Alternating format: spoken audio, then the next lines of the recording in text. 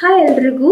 ಇವಾಗಿನ ಬೇಸಿಸ್ ಶೆಡ್ಯೂಲಲ್ಲಿ ಇನ್ಸ್ಟೆಂಟಾಗಿ ಸ್ಪೈಸಿಯಾಗಿ ಆ್ಯಂಡ್ ಟೇಸ್ಟಿಯಾಗಿ ಎವ್ರಿ ಬೈಟನ್ನು ಕೂಡ ಟೇಸ್ಟ್ ಮಾಡಿ ತುಂಬ ಟೇಸ್ಟಿಯಾಗಿದೆ ಅಂತ ಹೇಳಲಿಕ್ಕೆ ಅಂತಲೇ ರಾಯಲ್ ಅವರ ಒಂದು ಬಿರಿಯಾನಿ ಇದೆ. ಇದರ ಹೆಮ್ಮೆ ಏನು ಅಂತಂದರೆ ಈ ಬಿರಿಯಾನಿ ಪ್ರಿಮಿಕ್ಸ್ ಏನಿದೆ ಇದು ನಮ್ಮ ಬ್ಯಾಡ್ಗೆಯಲ್ಲಿ ಆಗೋದು. ಸೊ ಇದನ್ನ ಬಳಸೋದ್ರಿಂದ ಜಾಸ್ತಿ ನಾವೇನು ಸ್ಪೈಸಿ ಐಟಮ್ಸ್ನ ಆ್ಯಡ್ ಮಾಡಬೇಕಾಗಿಲ್ಲ. ಇದು ತುಂಬ ಅಂದರೆ ತುಂಬಾ ಈಸಿಯಾಗಿ ಇದನ್ನು ಮಾಡ್ಬೋದು. ಸೊ ಹೇಗೆ ಅಂತ ನಾನು ಹೇಳ್ಕೊಡ್ತೀನಿ, ಜಾಸ್ತಿ ಟೈಮ್ ಕೂಡ ಹಿಡಿಯೋದಿಲ್ಲ. ನೋಡಿ, ಮಾಲು ಮತ್ತು ಸ್ಮಾರ್ಟ್ ಬಜಾರ್ಗಳಲ್ಲಿ ಈಸಿಯಾಗಿ ಸಿಗ್ತದೆ, ಇದು ತೊಂದರೆ ಏನಿಲ್ಲ, ಆರಾಮಾಗಿ ತೊಗೋಬೋದು. ಹಾಯ್ ಎಲ್ರಿಗೂ ನಮಸ್ಕಾರ. ನಾನು ಇವತ್ತು ಒಂದು ಹೊಸ ವಿಡಿಯೋ ಜೊತೆಗೆ ಬಂದೇನಿ. ಏನಂತಂದ್ರೆ ನಮ್ಮ ತಮ್ಮ ಬೇರೆ ಬಂದಿದ್ದ. ಸೊ ನಮ್ಮಿಬ್ಬರು ತಮ್ಮಗೋಸ್ಕರ ನಾನೇನು ಮಾಡಕತ್ತಿದ್ದೆ ಅಂದ್ರೆ ಒಂದು ಬಿರಿಯಾನಿ ಮಾಡ್ಬೇಕಂತ ಅಂದ್ಕೊಂಡೆ. ನನ್ನ ಕೆಲಸ ಇರಲಿಲ್ಲ, ಸೊ ಎಲ್ಲನೂ ಮಾಡೋಷ್ಟು ಭಾಳ ಲೇಟ್ ಆಕತ್ತಂತ ಹೇಳಿ ರೆಡಿ ಟು ಕುಕ್ ಅಂತಂದು ಇವಾಗಿನ ಬ್ಯುಸಿ ಶೆಡ್ಯೂಲಲ್ಲಿ ಎಲ್ರಿಗೂ ಬಿರಿಯಾನಿ ಮಾಡ್ಕೊಳಕ್ಕೆ ತುಂಬ ಟೈಮ್ ಬೇಕಾಗುತ್ತೆ. ಕೆಲವೊಬ್ಬರಿಗೆ ಅದ್ರದ್ದು ರೆಸಿಪಿನೂ ಗೊತ್ತಿರಲ್ಲ. ಸೊ ಅಂಥವ್ರಿಗೋಸ್ಕರ ಏನು ಮಾಡಿದ್ದಾರೆ ಇವರು, ರೆಡಿ ಟು ಕುಕ್ ಅಂತ ಹೇಳಿ ರಾಯಲ್ ಬಿರಿಯಾನಿನ ತಯಾರಿಸ್ತಾರೆ. ಇದನ್ನು ಮಾಡ್ಕೊಳ್ಳೋದು ತುಂಬ ಅಂದರೆ ತುಂಬಾ ಸುಲಭ ಆಗೈತಿ. ಸೊ ಭಾಳ ಅಂದ್ರೆ ಒಂದು 15 ನಿಮಿಷದಲ್ಲೆಲ್ಲ ಆಗಿ ಹೋಗ್ಬಿಡ್ತೈತಿ. ಅದನ್ನು ನಾನು ಇವತ್ತು ನಿಮಗೆ ತೋರಿಸ್ಕೊಡ್ಬೇಕು ಅಂತಂದು ಬಂದನಿ. ಸೊ ನೀವು ನೋಡ್ಕೊಳ್ಳಿ. ನಾನೀಗ ಬಿರಿಯಾನಿಗೆ ಏನೇನು ಬೇಕೋ ಅದನ್ನ ರೆಡಿ ಮಾಡ್ಕೊಳಕತ್ತೀನಿ. ಜಾಸ್ತಿ ಏನು ಸ್ಪೈಸಿ ಐಟಮ್ಸ್ ಹಾಕಂಗೆ ಇಲ್ಲ.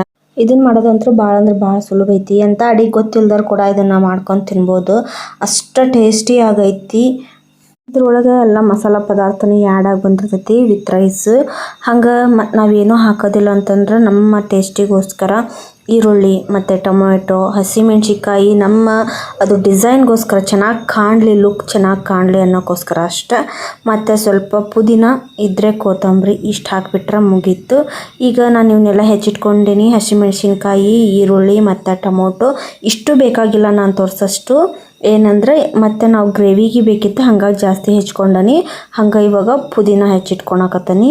ಕೊತ್ತಂಬರಿ ಇರಲಿಲ್ಲ, ಸಚ್ಚಿಗೆ ಹೇಳಿದ್ದೆ ಅವ್ರು ಹೋಗಿ ಆಚೆ ಕಡೆ ಹೋಗಿ ತೊಗೊಂಬರ್ತೇನೆ ಅಂದರು. ಈಗೆಲ್ಲ ರೆಡಿ ಆಗೈತಿ. ಚಿಕನ್ನ ನೋಡಬೇಕು.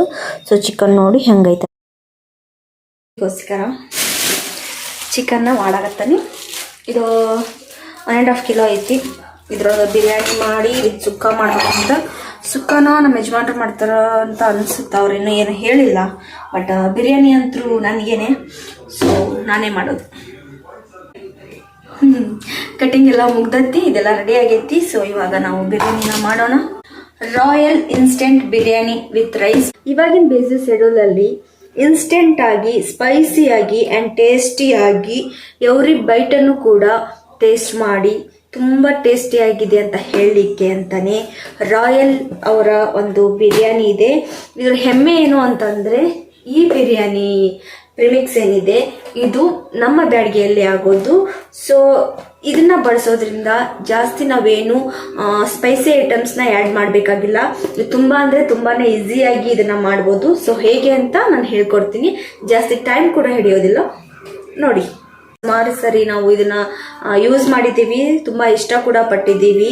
ಸೊ ನಾವು ಪ್ರತಿ ಸರಿ ಬಿರಿಯಾನಿ ಮಾಡಿದಾಗ ಆಲ್ಮೋಸ್ಟ್ ಇದನ್ನೇ ಯೂಸ್ ಮಾಡೋದು. ಕಡಿಮೆ ಸರಿ ಮಾತ್ರ ನಾವೇನೇ ಎಲ್ಲ ಓನಾಗಿ ರೆಡಿ ಮಾಡ್ಕೊಂಡು ಮಾಡೋದು. ಬಟ್ ಇದು ತುಂಬ ಇನ್ಸ್ಟೆಂಟಾಗಿ ಈಸಿ ಟೈಮಲ್ಲಿ ಸೊ ಈಸಿಯಾಗಿ ಮಾಡ್ಕೋಬೋದು. ಸೊ ಹೇಗೆ ಅಂತ ನಾನು ಹೇಳ್ಕೊಡ್ತೀನಿ, ನೀವು ಕೂಡ ಟ್ರೈ ಮಾಡಿ.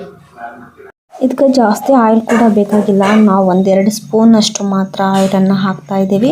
ಈಗ ಅದು ಸ್ವಲ್ಪ ಬಿಸಿ ಆಗಲಿ. ಇದು ಬಿಸಿ ಆದಮೇಲೆ ಏನೈತಿ, ಇದಕ್ಕೆ ನಾವು ಹೆಚ್ಚಿಟ್ಕೊಂಡಿದ್ವಲ್ಲ ಉದ್ದದ್ವಾಗಿ ಆ ಈರುಳ್ಳಿನ ಹಾಕಕತ್ತಾನೆ. ಈ ಈರುಳ್ಳಿ ಲೈಟಾಗಿ, ಜಾಸ್ತಿನೂ ಫ್ರೈ ಆಗೋದೇನು ಬೇಡ, ಲೈಟಾಗಿ ಸ್ವಲ್ಪ ಫ್ರೈ ಆದ್ರೆ ಸಾಕು. ಎಣ್ಣೆ ಒಳಗೆ ಫ್ರೈ ಆಗಲಿ. ಇದು ಫ್ರೈ ಆಗಕತ್ತೈತಿ. ನಾನು ಹಸಿಮೆಣ್ಸಿಕಾಯಿ ಹೇಳಿದ್ನಲ್ಲ, ಇದು ಖಾರ ಏನು ಆ್ಯಡ್ ಮಾಡೋ ಅವಶ್ಯಕತೆ ಇಲ್ಲ. ಆದ್ರೂ ನಾನು ಏನಕ್ಕೆ ಹಸಿಮೆಣ್ಸಿಕಾಯಿ ಹಾಕಕತ್ತೀನಂದ್ರೆ ನೋಡೋಕೆ ಚೆನ್ನಾಗಿ ಕಾಣಲಿ ಅಂತಂದು. ಮತ್ತು ನಂಗೆ ಜಾಸ್ತಿ ಖಾರನೇ ಇಲ್ಲಿವು, ಮತ್ತು ಸ್ವಲ್ಪ ಖಾರ ನಮಗೆ ಬೇಕು, ಹಾಗಾಗಿ ನಾನು ಎಕ್ಸ್ಟ್ರಾ ಆ್ಯಡ್ ಮಾಡ್ಕೊಳಕತ್ತೀನಿ. ಅದು ಕೂಡ ಈಗ ಲೈಟಾಗಿ ಈರುಳ್ಳಿ ಜೊತೆಗೆ ಮತ್ತು ಅದು ಇವಾಗ ಫ್ರೈ ಆಗಕತ್ತೈತಿ. ಈಗ ಇದು ಫ್ರೈ ಆಗಲಿ. ಈಗ ಇದಿಷ್ಟು ಫ್ರೈ ಆಗೈತಿ. ಇದಕ್ಕೆ ನಾವು ಮತ್ತೀಗ ಸ್ವಲ್ಪ ಪುದೀನಾನ ಹಾಕಿ ಹಂಗೆ ನಾವು ಉದ್ದುದ್ವಾಗಿ ಹೆಚ್ಕೊಂಡಿರೋ ಒಂದಿಷ್ಟು ಟೊಮೊಟೊನ ಹಾಕಕತ್ತೀನಿ. ನಾನು ಅಷ್ಟೂ ಹಾಕಕತ್ತಿಲ್ಲ, ನಾನು ಮೊದಲೇ ಹೇಳಿದ್ದೆ ಗ್ರೇವಿಗೆ ಅಂತಂದು ಈರುಳ್ಳಿ, ಟೊಮೊಟೊ, ಹಸಿಕಾಯವನ್ನೆಲ್ಲ ಜಾಸ್ತಿ ಹೆಚ್ಕೊಂಡನೆ ಅಂತಂದು. ಸೊ ಈಗ ನಾನು ಪುದೀನಾನ ಹಾಕೀನಿ, ಟೊಮೊಟೊ ಹಾಕಿ ಅದನ್ನು ಲೈಟಾಗಿ ಫ್ರೈ ಮಾಡ್ಕೊಳಕತ್ತೀನಿ. ಬಿರಿಯಾನಿಗೆ ಏನೈತಿ, ಬೋನ್ಸ್ ಇರೋದು ಒಂದು ಸ್ವಲ್ಪ ಮಾಂಸನ ತೆಗೆದಿಟ್ಕೊಂಡಿದ್ವಿ. ಅಂದರೆ ಚಿಕನ್ ಪೀಸಸ್ ಏನದವು ಅವೆಲ್ಲ ಸ್ವಲ್ಪ ಎಲುಬಿರೋವನ್ನ ನಾವು ತೆಗೆದಿಟ್ಟಿದ್ವಿ. ಈಗ ಇದನ್ನೇನು ಫ್ರೈ ಮಾಡೇವಲ್ಲ ಅದರೊಟ್ಟಿಗೆ ಈ ನಾವು ಸ್ವಲ್ಪ ಎಲಬಿರೋದು ಚಿಕನ್ ಏನು ತೆಗೆದಿಟ್ಟಿರೋ ಬೋನ್ಸ್ ಇರೋದು ಅದನ್ನು ಹಾಕಿ ಲೈಟಾಗಿ ಸ್ವಲ್ಪ ಕೈ ಆಡಿಸಿ ನಾನು ಅದಕ್ಕೆ ಒಂದು ಪ್ಲೇಟ್ನ ಮುಚ್ಚಾಕತ್ತೀನಿ. ಅಂದರೆ ಈಗ ಅದು ಟೊಮೊಟೊ, ಈರುಳ್ಳಿ ಮತ್ತು ಹಸಿಮೆಣ್ಸಿಕಾಯಿ, ಪುದೀನ ಏನೈತಿ ಅದರೊಟ್ಟಿಗೆ ಅದು ಕೂಡ ಸ್ವಲ್ಪ ಲೈಟಾಗಿ ಬೇಯಲಿ ಅಂತ ಹೇಳಿ. ನಾವು ಹಿಂಗೆ ಬೇಯಿಸ್ಕೊಳ್ಳೋದ್ರಿಂದ ಏನಾಕತಿ ಅಂತಂದ್ರೆ ಅದು ಭಾಳ ಸಾಫ್ಟಾಗಿ ಬರ್ತೈತಿ. ಆಮೇಲೆ ರೈಸ್ ಒಟ್ಟಿಗೆ ಬೇಯ್ತೈತಲ್ಲ ಭಾಳ ಸಾಫ್ಟಾಗಿ ಬರ್ತೈತೆ ಅಂತಂದಷ್ಟು. ಈಗ ನಾವು ಚಿಕನ್ನಿಗೆ ಏನೋ ಬೇಕಲ್ಲ, ಹಾಗಾಗಿ ಸ್ವಲ್ಪ ರುಚಿಗೆ ತಕ್ಕಷ್ಟು ಉಪ್ಪನ್ನು ಸೇರಿಸಿ ಲೈಟಾಗಿ ಬೇಯಲಿಕ್ಕೆ ಇಟ್ಟೆ. ನಾನು ಇದನ್ನು ಲೋ ಫ್ಲೇಮಲ್ಲೇ ಇಟ್ಟು ನಾನು ತಟ್ಟೆನ ಮುಚ್ಚಾಕತ್ತೀನಿ. ಇಷ್ಟ ಇದು ಬಿಟ್ಟರೆ ಇದಕ್ಕೇನು ಹಾಕಂಗಿಲ್ಲ. ಇವಾಗ ನಾವೇನು ರಾಯಲ್ ಇನ್ಸ್ಟೆಂಟ್ ಬಿರಿಯಾನಿ ಐತಲ್ಲ, ರೈಸ್ ಐತಲ್ಲ ಅದನ್ನು ಸೇರಿಸಿ ನೀರು ಸೇರಿಸ್ಬಿಟ್ರೆ ಹಾಗೆ ಹೋಯ್ತು ಬಿರಿಯಾನಿ.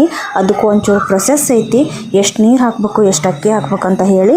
ಇದು ಅರ್ಧ ಕಿಲೋ ಅಕ್ಕಿಗೆ ಏನೈತಿ 1 ಗ್ಲಾಸಲ್ಲಿ 2.5 ಗ್ಲಾಸ್ ಬಂದೈತಿ. ಇವಾಗ ಸ್ವಲ್ಪ ಶುಂಠಿ ಬೆಳ್ಳುಳ್ಳಿ ಪೇಸ್ಟನ್ನು ಸೇರಿಸಿ ಇವಾಗ ನಾನೇನೈತಿ ಅಕ್ಕಿನ ಹಾಕಕತ್ತೀನಿ.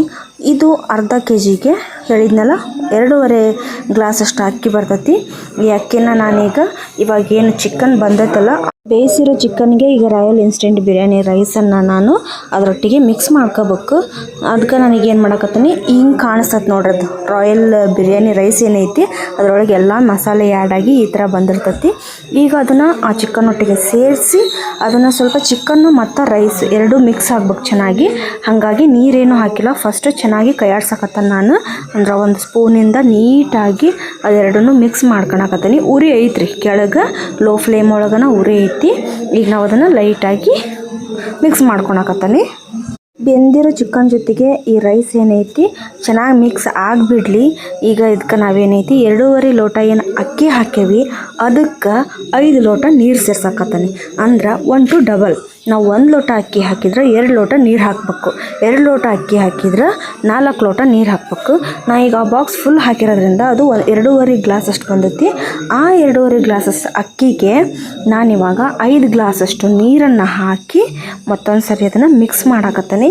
ಇದೇನು ಕುದಿಯ ಮಟ್ಟ ಬಿಡೋದು ಆದಿದು ಏನೂ ಇಲ್ಲ, ಜಸ್ಟ್ ನಾವು ಮಿಕ್ಸ್ ಮಾಡ್ಕೊಂಬಿಟ್ಟು ಮತ್ತು ಯಾವುದೇ ರೀತಿ ಮಸಾಲೆ ಗಿಸಾಲೆ ಏನೂ ಹಾಕಂಗಿಲ್ಲ. ಇದನ್ನ ಲಿಡ್ನ ಕ್ಲೋಸ್ ಮಾಡಿ ನಾವಿವಾಗ ಫ್ಲೇಮ್ನ ಜಾಸ್ತಿ ಮಾಡಿಟ್ಕೊಂಡು ಇದನ್ನು 3 ವಿಶಿಲ್ ಕೂಗೋವರೆಗೂ ಬಿಟ್ಬಿಡ್ಬೇಕು. ಇಷ್ಟು ಬಿಟ್ಟರೆ ಮತ್ತೇನೂ ಇಲ್ಲ, ಅದು ರೆಡಿ ಆಕತಿ. ಈಗ ನಮ್ಮ ಯಜಮಾನ್ರು ಮತ್ತು ನಮ್ಮ ತಮ್ಮ ಇಬ್ಬರು ಸೇರಿ ಗ್ರೇವಿನ ಅವ್ರು ರೆಡಿ ಮಾಡಾಕತ್ತಿದ್ರು. ಅಂದ್ರೆ ನಮ್ಮ ಯಜಮಾನ್ರು ರೆಡಿ ಮಾಡಾಕತ್ತಾರ, ನಮ್ಮ ತಮ್ಮ ಹೆಲ್ಪ್ ಮಾಡಾಕತ್ತಾನ. ನಮ್ಮ ಬಿರಿಯಾನಿ ಏನೈತಿ ಇನ್ನೊಂದು ಸ್ಟವ್ ಒಳಗೆ ರೆಡಿ ಆಗತ್ತೈತಿ. ಈಗ ಇವರು ಗ್ರೇವಿಗೆ ರೆಡಿ ಮಾಡ್ಕೊಳಕತ್ತಾರ. ಹಂಗೆ ನಮ್ಮ ಡಾರ್ಲಿಂಗಿಗೆ ಕಾಲ್ ಮಾಡಿದ್ವಿ, ಕಾಲ್ ಮಾಡಿ ಸ್ವಲ್ಪ ಮಾತಾಡಿದ್ವಿ. ಈಗ ಫಸ್ಟ್ ವಿಶಿಲ್ ಆಗಾಕತ್ತೈತಿ.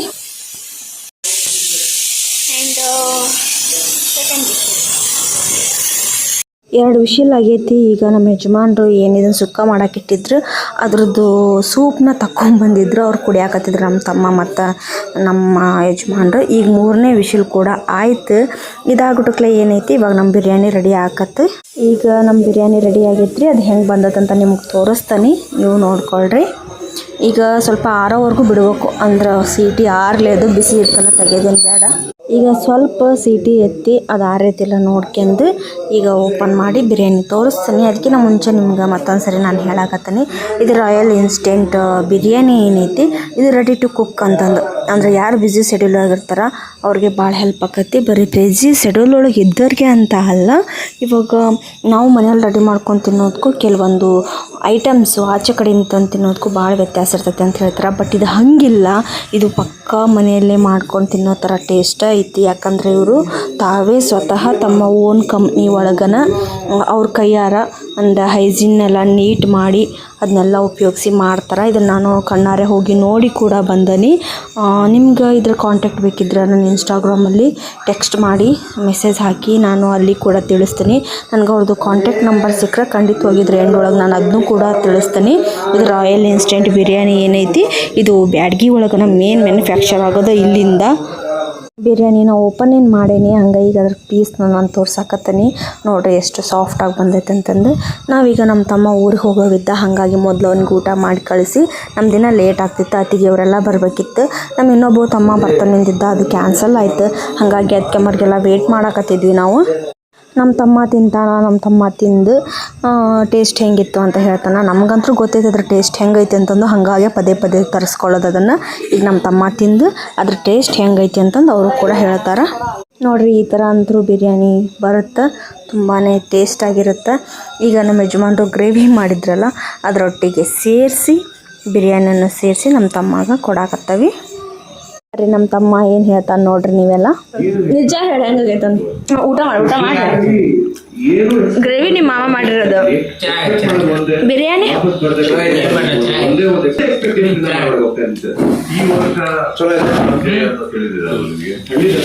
ಇದು ನಂಗೆ, ಅದು ನಮ್ಮ ತಮ್ಮಂಗೆ. ನಾ ಈಗ ಒಂದ್ಸರಿ ಮಾಡಿ ಆಮೇಲೆ ಮತ್ತೊಂದ್ಸರಿ ಬ್ಯಾಟಿಂಗ್ ಮಾಡ್ತೀನಿ. ನಮ್ಮ ತಮ್ಮ ಯಾವಾಗೂ ಹೇಳವ ನಮ್ಮ ಮಾಮನ ನಾನ್ ವೆಜ್ ಎಲ್ಲ ಮಸ್ತ್ ಮಾಡ್ತಾನೆ, ನಿಂಗೇನು ಮಾಡೋಕೆ ಬರೋಂಗಿಲ್ಲ ಅಂತ ಹೇಳ್ತಿದ್ದ. ಈಗ ನಾ ಮಾಡಿರೋದು ನೋಡಿ ಅವನು ಭಾಳ ಖುಷಿ ಪಟ್ಟ. ಹಂಗೆ ನಮ್ಮ ತಮ್ಮ ಬಂದಿದ್ದು ನನಗೂ ಖುಷಿ ಆಯಿತು. ಇನ್ನೊಬ್ಬ ತಮ್ಮಗೂ ಬೇಕಂತಂದ ಮಾಡಿದ್ವಿ ನಾವು ಸ್ಪೆಷಲಾಗಿ, ಬಟ್ ಅವನೇನೋ ಬರಲಿಲ್ಲ. ನಮ್ಮ ತಮ್ಮ ತಿಂದು ಅವು ಚೆನ್ನಾಗೈತೆ ಅಂತ ಹೇಳಿದ್ದು ನೋಡಿ ನಮಗೂ ಕೂಡ ಭಾಳ ಖುಷಿ ಆಯ್ತು. ಅವ್ರ ನಂಬರ್ ಐತಿ, ಅದನ್ನು ಕೂಡ ನಾನು ಮೆನ್ಷನ್ ಮಾಡಾಕತ್ತೀನಿ. ಅವ್ರಿಗೂ ಕೂಡ ಕಾಲ್ ಮಾಡಿ ನೀವು ಕೇಳ್ಬೋದು ಇನ್ ಕೇಸ್ ಯಾವುದಾದ್ರೂ ಶಾಪಲ್ಲಿ ಸಿಗಲಿಲ್ಲ ಅಂದರೆ. ನಾನು ತೋರಿಸಿರೋ ರೆಸಿಪಿ ನಿಮ್ಗೆ ಇಷ್ಟ ಆಯ್ತು ಅಂದ್ಕೊತೀನಿ. ಇದು ಭಾಳ ಪ್ರೈಸ್ ಕೂಡ ಇಲ್ಲ, ಕಡಿಮೆ ಪ್ರೈಸಲ್ಲೇ ಸಿಗುತ್ತೆ. ಇದೇ ಥರ ಒಳ್ಳೊಳ್ಳೆ ವಿಡಿಯೋಗಾಗಿ ನನ್ನ ಯೂಟ್ಯೂಬ್ ಚಾನಲ್ನ ಸಬ್ಸ್ಕ್ರೈಬ್ ಮಾಡಿಕೊಂಡು ಆಲ್ ಬಟನ್ನ ಪ್ರೆಸ್ ಮಾಡೋದು ಮರಿಬೇಡಿ. ಹಾಗೆ ನಿಮ್ಮ ಫ್ರೆಂಡ್ಸ್ಗೆಲ್ಲ ಇಂಥ ವಿಡಿಯೋಸ್ಗಳನ್ನೆಲ್ಲ ಶೇರ್ ಮಾಡಿ ನನ್ನ ಯೂಟ್ಯೂಬ್ ಚಾನಲ್ನ ಸಬ್ಸ್ಕ್ರೈಬ್ ಮಾಡ್ಕೊಳ್ಳಿ. Thank you so much.